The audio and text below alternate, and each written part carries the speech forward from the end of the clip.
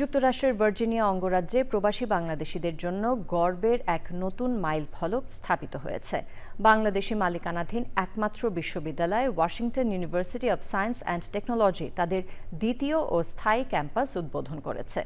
নতুন এই ক্যাম্পাস যুক্ত হওয়ায় বিশ্ববিদ্যালয়টির মোট পরিসর এখন প্রায় 2 লাখ বর্গফুটে পৌঁছেছে, যা একটি পূর্ণাঙ্গ স্থায়ী অবকাঠামো হিসেবে গড়ে উঠেছে। বিশ্ববিদ্যালয়টিতে ইতোমধ্যে গড়ে তোলা হয়েছে আধুনিক প্রযুক্তি নির্ভর যেমন কৃত্রিম বুদ্ধিমত্তা, সাইবার নিরাপত্তা, হার্ডওয়্যার ও নেটওয়ার্ক এবং স্বাস্থ্যসেবা খাতভিত্তিক গবেষণার সুবিধা। শীঘ্রই চালু হতে যাচ্ছে অত্যাধুনিক রোবোটিক্স ল্যাব। শিক্ষার্থীদের সহায়তায় চলতি বছরে প্রায় $6.5 মিলিয়ন বৃত্তি ঘোষণা করা হয়েছে। Center work together for the community is a blessing. It's a blessing that Fortune 100 company and Fortune 10 company like Amazon is in our community and then helping our community.